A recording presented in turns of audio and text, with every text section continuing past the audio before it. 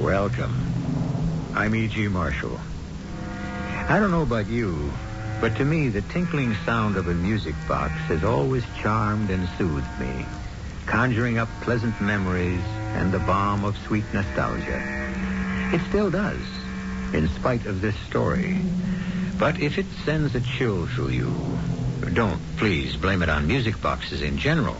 Just on this one, and its haunting tune that struck a chord from the past that stirred up something infinitely more gruesome and deadly than nostalgia.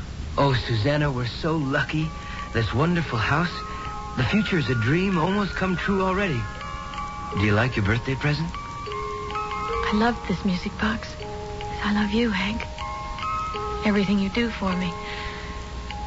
Until I found the past coming up to haunt me. What do you mean? I don't know. It's just the music box. As soon as it started to play, my eyes were drawn away down to the end of the garden path. To the summer house. And to the girl in the crinoline dress who's dancing there. What girl? I can't see anyone. I was afraid you might say that. 'Cause somehow I know she isn't really there. She has to be a ghost. But why would she want to haunt me?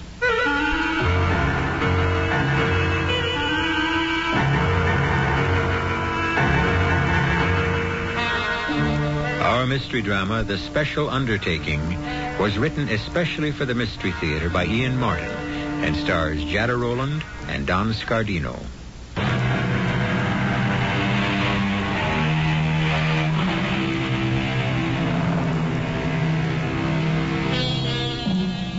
I was reminded of this story a week or so ago when I picked up the morning paper and read that a small town was advertising for a doctor and willing to finance him and as many partners as he could attract in setting up a clinic. In outlying areas, medical men, general practitioners, are always in demand today. How much more so in the last century? Which is how the newly married Dr. Henry Fleming and his bride Susanna came to Huntington House some 100 years ago via the new Union Pacific Railroad, which had finally linked the East with the West. Do I have the honor of addressing Mrs. Fleming? Yes, sir. I'm Buford Hughes. Allow me to assist you. Ezra, get the lady's carpet bag. Yes, sir. I'll relieve you of that bag, ma'am. Why, thank you. That's Mr. Ezra Whitfield, Beaver City's most prominent lawyer, in more ways than one. They say success goes to a man's head. In Ezra's case, it went to his waistline. There we are, ma'am. And you'd be our new doctor, sir. Brand spanking new, sir. Just graduated out of medical school. Ah, but from Harvard. Hank, what about our hitch? Oh, don't you worry, Mrs. Fleming. Well, I'd like to check and make sure our trunks are there. Ah, ma'am, I think it's more appropriate for Ezra to help you in that area while I make your husband as welcome as I can. Why, sure, Mrs. Fleming. I can see your trunks are all off. Just go check them over. Okay, honey? This is my job. A fine young woman, sir. Eminently equipped to be a doctor's wife. Or anyone's. Susanna is one of a kind. Mm-hmm. I support your opinion. Just as soon as the missus has checked out your belongings, I have a wagon waiting to take them to your house. I also have a rig so that we can stop by the bank and sign our agreements. Well, I think Susanna is a bit worn out. Could we perhaps get settled first and then the papers? My dear boy, I'm sorry. I should say doctor. Forgive me. It's all right. I'm young, but I have knowledge. Don't worry. Oh, I have no worries about your abilities after our long correspondence. And I don't want to lose you. You are needed here. We'll all just try to put out and make you feel at home right here.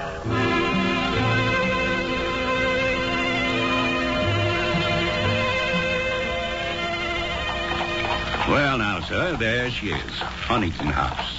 Oh, Hank, right on the ridge. It's beautiful, isn't it? Oh, it surely is. The house certainly is big enough. Well, we're only going to be using a corner of it. The rest is for a clinic, as we planned. I hope we can get some other doctors to fill it up. You leave that to me, ma'am. Beaver City's made me a very rich man. I want to plow some of my good luck back into it. And that's why I advertised in the East to get a doctor out here. I'll try not to make you sorry for your generosity in any way. Easy now. Right before your front door. Oh, Hank, I'm scared. It looks so big. Sure, honey. That's the point. It's the beginning of a hospital that someday the whole West is going to talk about. The whole country. Susan, not now. Later. I must talk to you. Oh, What are you mumbling about, darling? oh, nothing, Hank. I'll tell you later. Let's go have a look at our new home.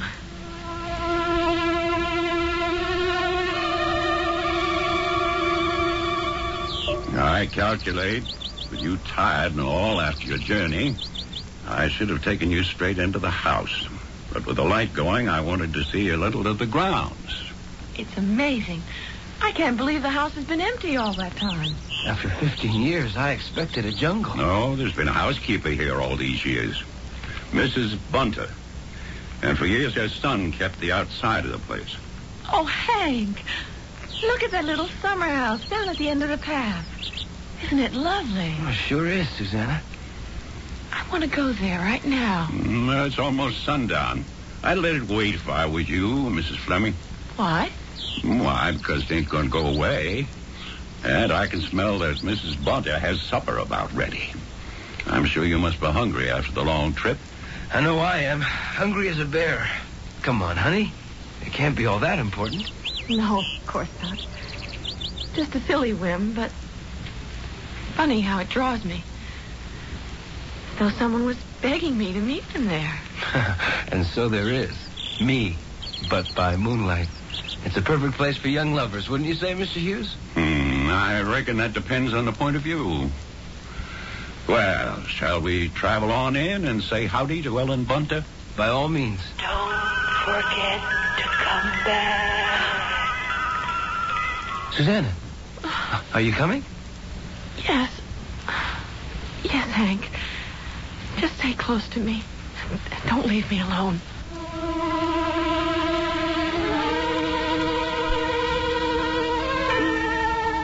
My, what pretty clothes you have, Mrs. Fleming. Boston must be quite a city. Why, yes, Mrs. Bunter. It is. It's a beautiful town. I'm surprised you ever come away from there out here to the west.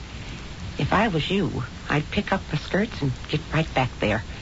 Why? Whatever do you mean? Oh, there's things best not talked about. I'm just saying what I think has to be said. You sound as if you don't want us here. There's a black shadow lays over this house, Mrs. Fleming. And I don't want nobody else should lose their light under it. Special ways, no two nice young'uns like you. But please, don't say nothing to Mr. Buford about what I said. Wouldn't want to lose my job. Well, we can hardly just leave it at that. I'd like to know what you mean. I promise to tell you as soon as I can. But right now, got to go get supper on the table. I can't get over that cellar. Why, it's almost set up for a clinic already. But Mr. Huntington wasn't a doctor. No, son. He sure wasn't that. Well, what did he do? Well, he mostly made money. Yes, sir. He looked to be about the richest man in this part of the country once. He used to raise cattle. Then he found a gold mine right here on his own property. Over the other side of the ridge over there. Is it still active? No. Vein ran out 20 years ago. But not before he piled up a bundle. I should know. I was his banker. Yes, Carson Huntington retired before he was 40. What did he do with himself then? Well, mainly he devoted himself to being a father. But he liked hunting real good. And you've only got to take a look around the walls to see where that led him to. You mean all the stuffed heads? Moose, buffalo, deer that are all over the place?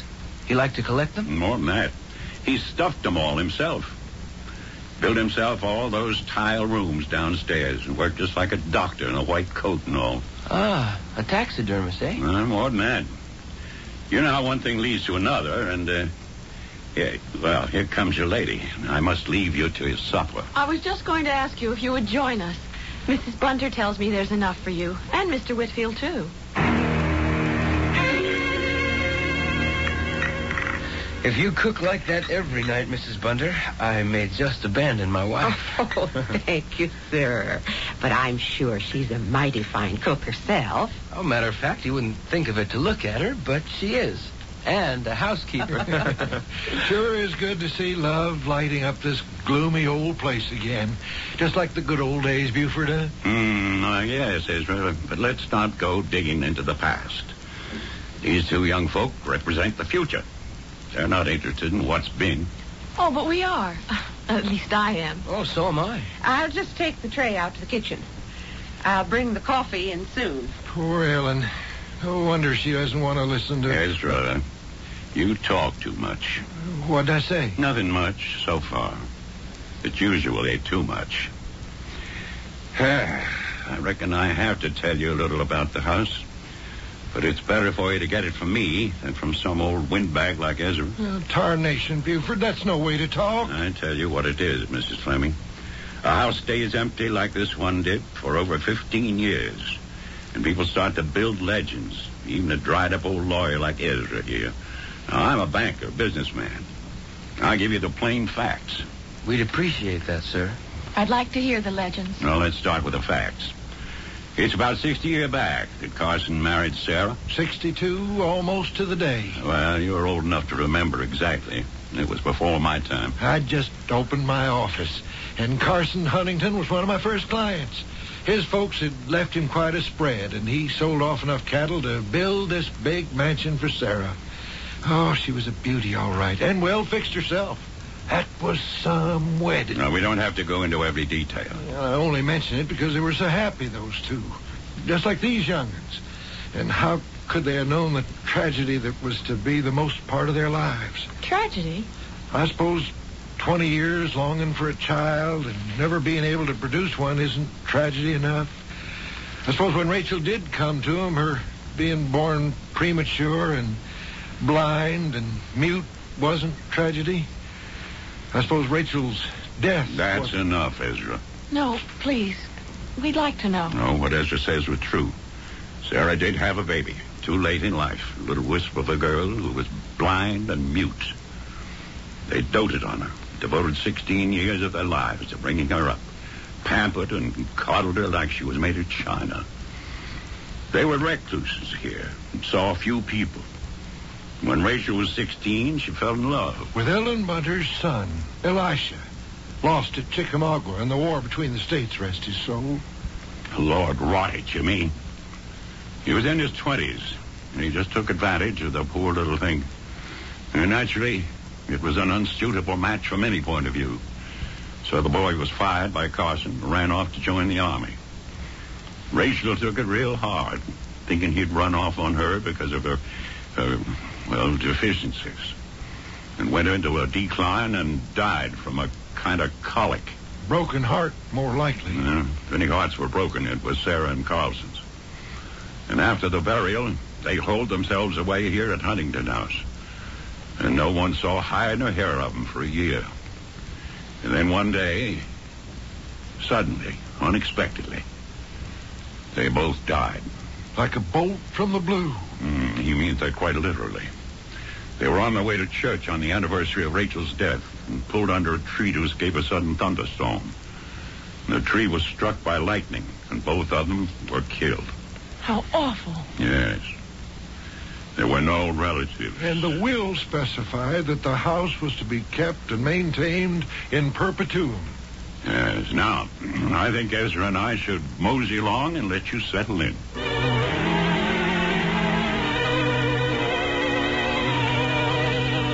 Good night, Mr. Hughes. Mr. Whitfield, and drive carefully. Ooh, come on. Bedtime. Oh, look at the moon. Isn't it lovely? Not when I'm so tired I can't even open my eyes to see it. You're not that tired. Maybe you had too much wine. Let's walk down to that little summer house. Oh, come on. Have a heart, honey. Susanna, come to me, come to me, come to me, come to me, come to me. What do you expect to find there? I don't know. Well, you're not going to find out tonight. Come on. I'm taking you up to bed. Yes, darling. Oh, take me to bed and warm me and hold me. And never let me go.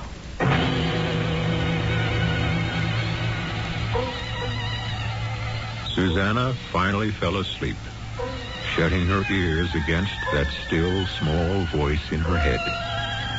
Tomorrow she will talk to Hank about it, and about Huntington House. Outdoors, the moon is at its zenith. Does something move strangely in the shadows? And if you strain your ears, can you hear the sound of a music box? I'll return shortly with Act 2.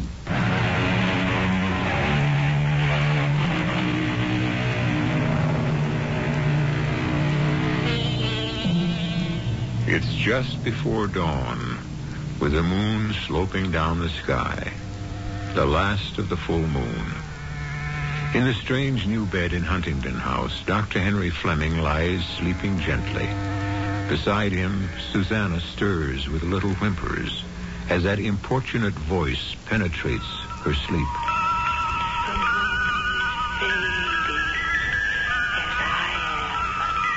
But I will be back.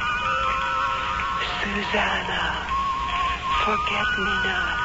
Forget me not. Who is it? What do you want? What'd you say, honey? Oh, nothing, Hank. It's just a dream. It's just... Oh, I don't like it here. What do you mean, sweetie? There's something wrong. It isn't a happy house the way you and I want. Well, you mean you want to leave? You know we can't do that. You've tied up your whole future here. I've tied up my whole future with you. That comes first. But why? What is it don't you like here? All the sad history which is buried in the past, as Mr. Hughes said? It isn't buried in the past. No matter what he says. What does that mean? Since the first moment I got here last night, there's a voice. Voice? A young girl's voice. That calls to me, speaks to me. Just to you alone? I guess, if you haven't heard it. Well, so that's why you've been so funny a couple of times. Well, what does this voice say? Nothing, really. Just calling me to help and to come to her. Susie. Oh, I always mistrust your motives when you call me that. Well, don't this time. I just wanted to say we were both dead tired after a 10-day journey across the country. Nothing about last night was wholly real. Our life in the West starts as of this morning. Now, let's give it a day or two so we can really judge it. Then if it's wrong or your voices still speak to you, I promise we'll face up to it. You don't believe me. And perhaps you're right. This morning it was so faint, I could scarcely hear it. All right, Hank, darling. Let's forget about me and concentrate on your life.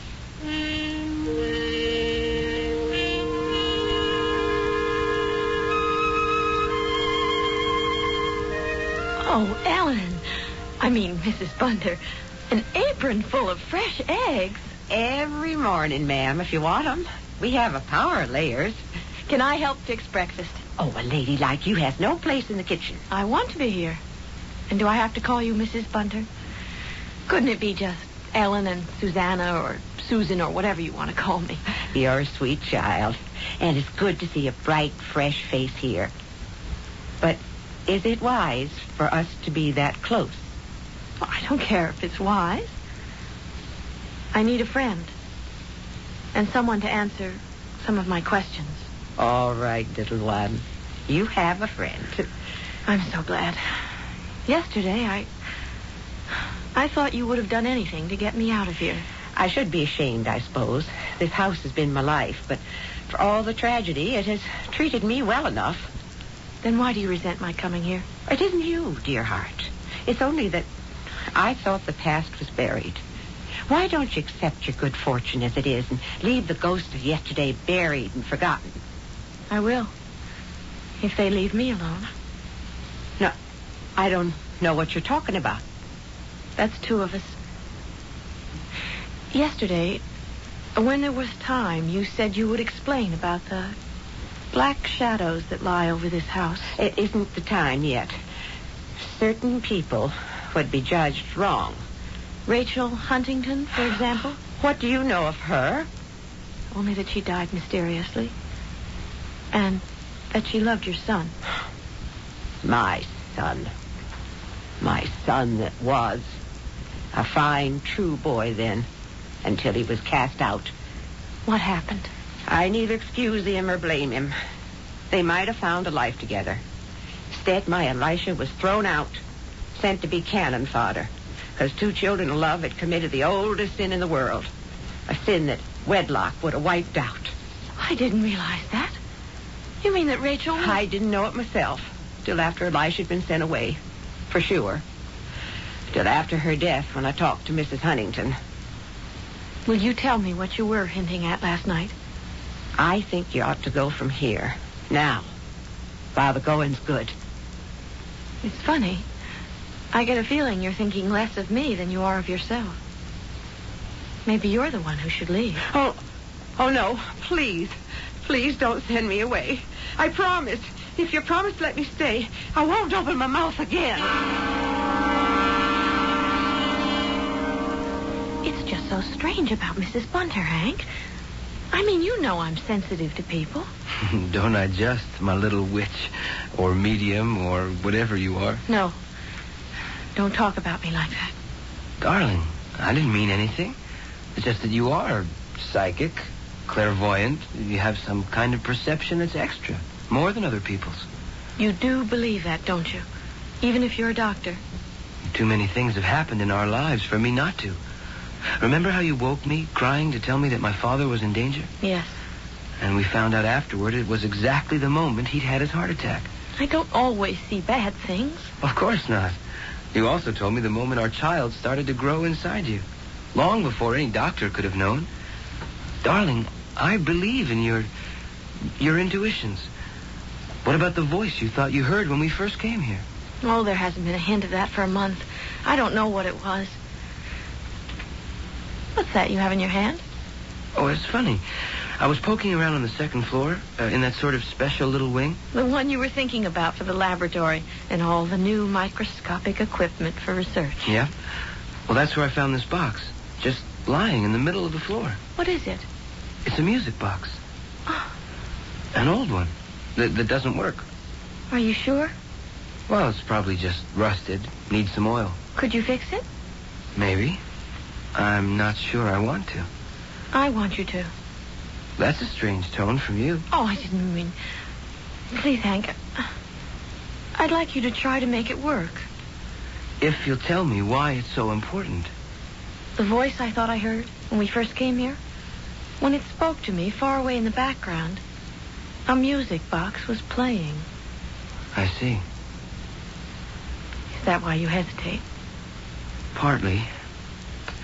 Something tells me I should take this lovely old walnut box and bury it in the ground or the deepest lake I can find. Why? Well, the room where I found it had only one window, dark and shaded by the vines which clamber all over the house. The wing must have been closed off for years. The dust was an inch thick.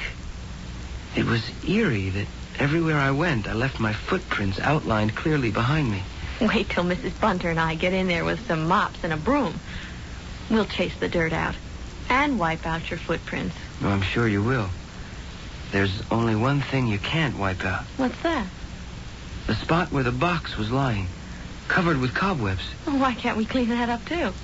Because when I picked it up, there was no depression for all its weight. No mark to show it had lain there for any time at all. Except for the fact that it lay in the center of the room, with no footprints in the dust coming or going. It could have been placed there yesterday, or this morning, before I entered the room. Do you still want me to see if I can make it play its song again?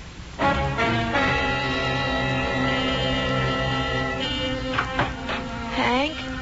Who else? Oh, it could have been Mrs. Bunter. Look at that full red moon. Isn't it gorgeous? Yes. I have a little present for you. Oh, what?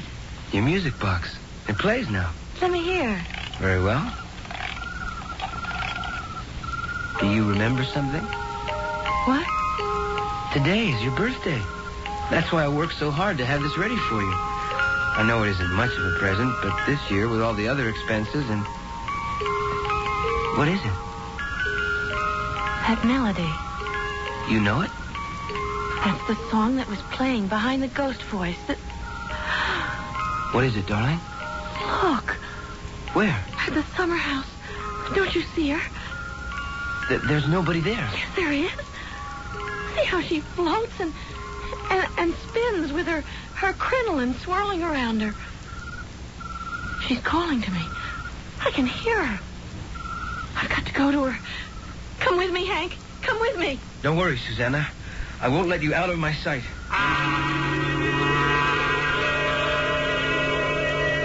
You see? There's no one here. But there was. There still is. Only... What happened to the music box?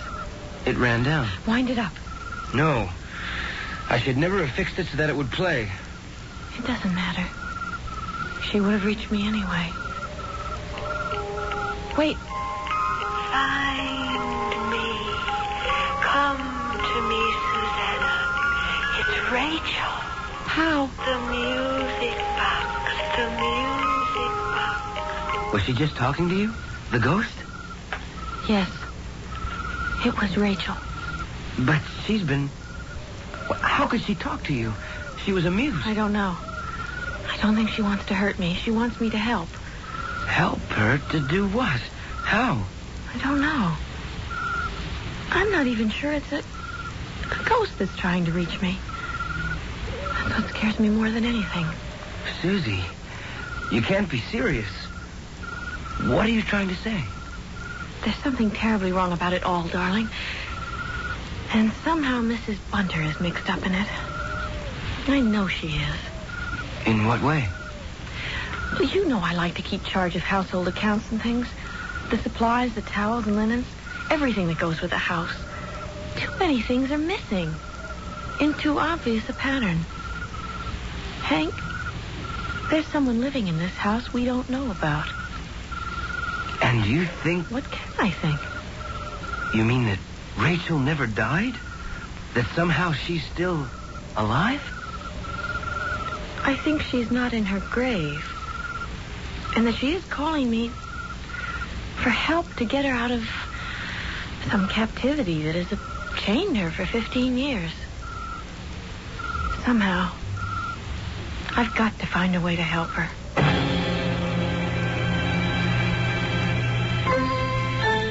Now, there's an interesting corner to turn in a story. To find that a ghost, a well-established ghost, may not be one after all. Something we all must find out when I return with Act 3.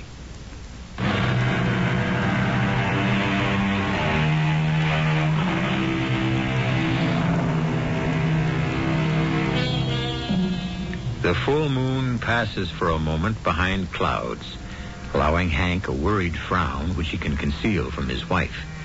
His mind is a spinning mixture of thoughts he is fighting to keep from coagulating. They must be kept separate to evaluate them. Is Susanna simply suffering from the vagaries of a lady in her, as would have been said in those times, interesting condition? Or is there really an extra presence hidden in Huntington House? If Rachel, if that's who it is, won't reveal herself to us openly, how can we find a way to help her? You don't think I'm crazy, do you, Hank? There is some mystery that's got to be cleared away before we can ever live in this house. But you really believe it's possible that someone or something is hiding here? Someone. From the amount it uses up in food and linen and towels. But at the same time, something that isn't natural. That's supernatural. What is it? Oh, it's just the moon coming out from behind the clouds again. It's bright as some enormous chandelier hung in the sky. If only I... Wait. He said the music box. Start it again, dear. Quick, before the moon goes behind the clouds. You sure you want to? Yes, quickly. Okay.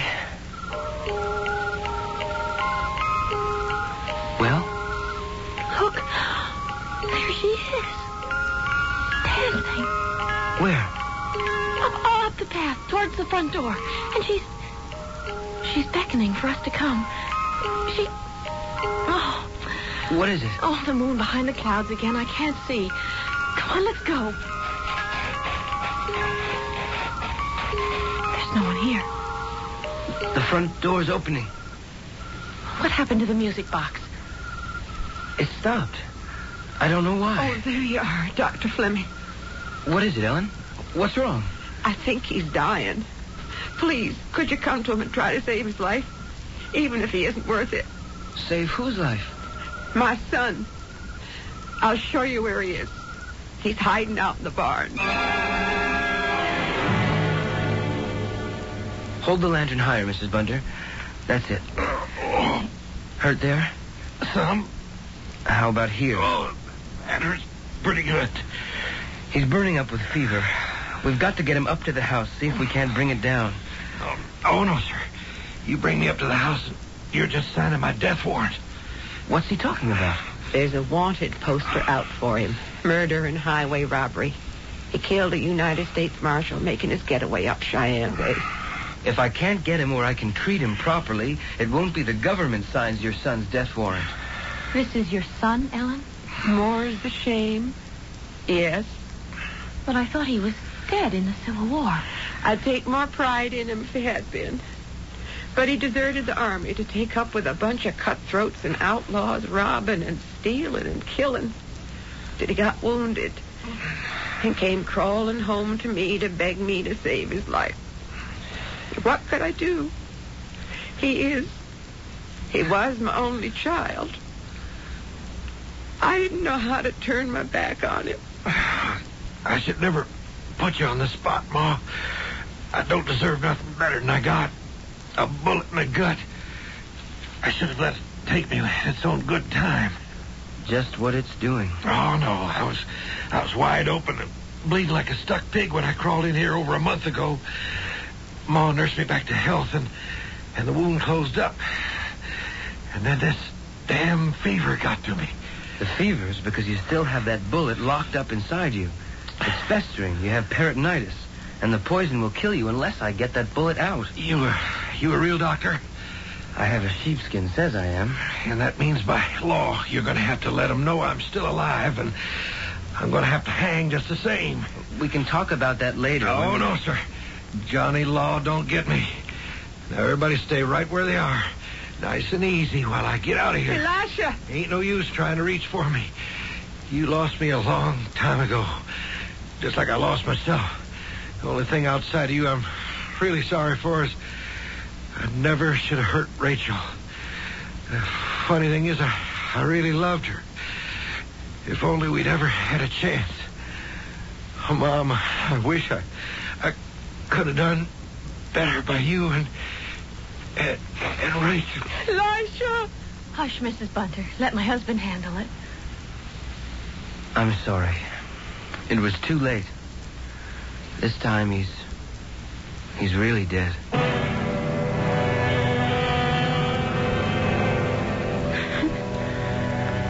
There's nothing much I can do, Mrs. Bunter. I'll have to ride in and tell the authorities.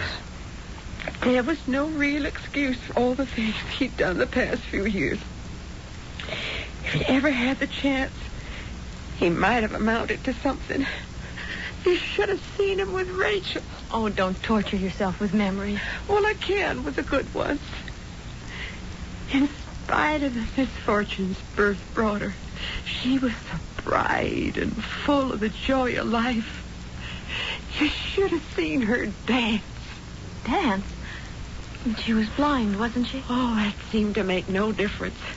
She could hear, sharp as a bat.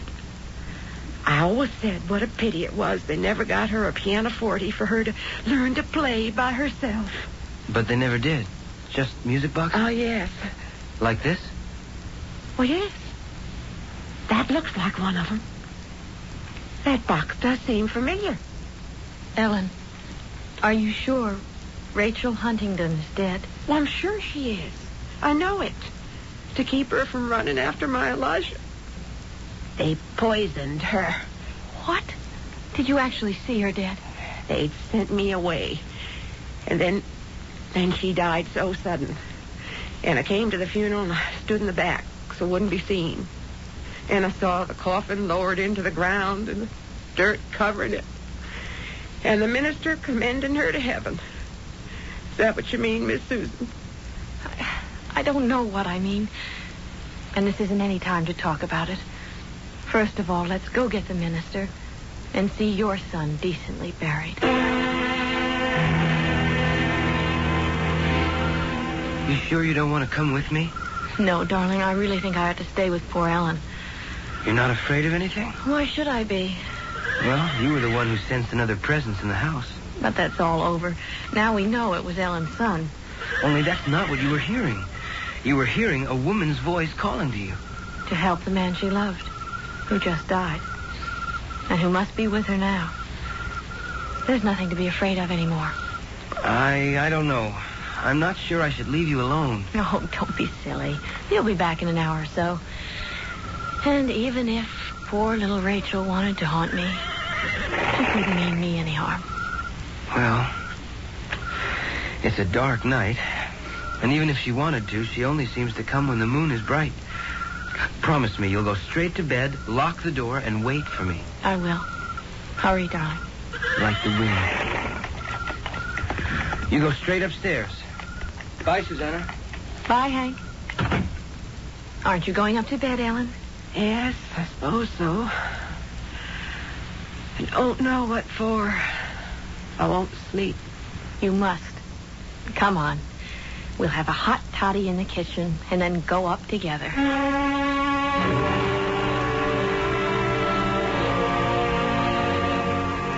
The Huntingtons should have left her alone. She'd been better off with him the way things happened. Lord knows, he'd have been better off with her. They loved her and wanted to protect her. Would have been the same if she'd been normal. They waited too long to have a child. When at last she came to them, they smothered her. The only freedom she ever had was her dancing and her music boxes. Like this one. Where'd you find that? I didn't. Hank did. In the little room on the top floor of the wing. Rachel's old room. But that part of the house has been shut up ever since I came back. That was part of what it said in the will. Why did you turn that on? I didn't. It just started by itself. I know that tune. I thought you said you couldn't tell one tune from another. I can that one. It was her favorite. Turn it off. That's better. I don't want to be reminded of my poor little Rachel tonight. What is it, Miss Susan? Shh. She's calling me again. Come, Susan. Come. Now you must. I want to lie with my lover at last. Please, please, bring me peace. Bring me peace. Bring me peace. Bring me peace. Where are you going? Where the music box is leading me. This time I cannot fail her.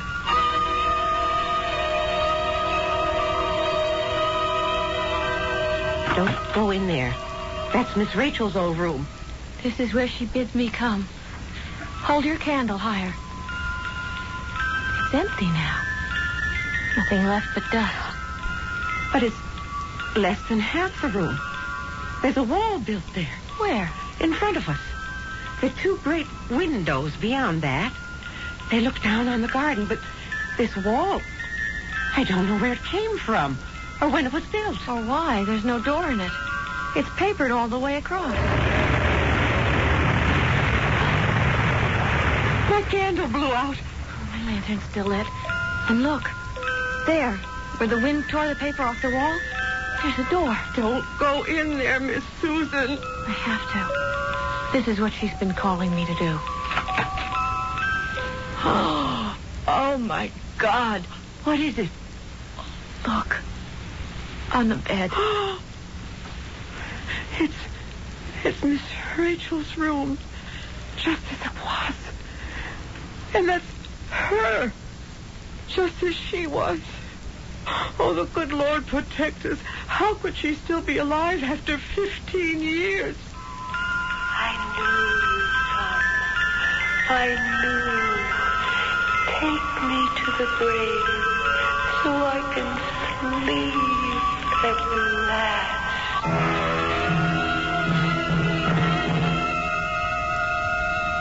Oh, my darling, I can't believe it. When Mr. Hughes and I came home in that wind and couldn't find you, I thought I'd lose my mind. I imagined all kinds of things, but nothing like this. Is she alive? No. She's dead. And she has been all these years. But it's not possible. 15 years. You can't preserve a corpse. How? Excuse me, Dr. Fleming. What, Mr. Hughes? Believe me, I had no idea. I knew how Carson and Sarah worshipped the child, but I never dreamed of a love as sick as this. This was their way of keeping her for the rest of their lives, preserved, so that they could never lose her. But how? I'm a banker. I can't tell you. But a room hermetically sealed and all Carson's skills. I told you he was a taxidermist. But I never did get a chance to tell you. He ended up his life here in this city as our Undertaker.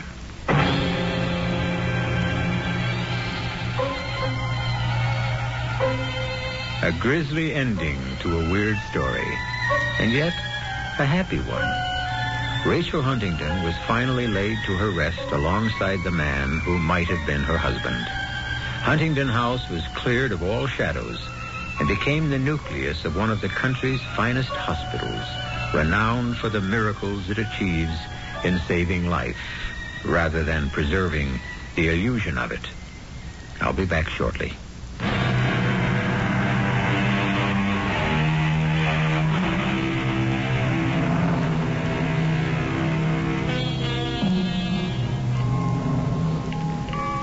Such an alluring, gentle, lovely sound. The tinkle of a music box. And yet, hearing one, I tend to shudder. Picturing that long dead girl, her eyes open in an unwinking stare, and the voice that never could speak in life, crying out in desperation for peace, never to be heard till at last came Susanna, with her gift of perception. Our cast included Don Scardino, Jada Rowland, Stats Cotsworth, Ann Petoniak, and Robert Maxwell. The entire production was under the direction of Himan Brown. G. Marshall inviting you to return to our Mystery Theater for another adventure in the macabre. Until next time, pleasant dreams.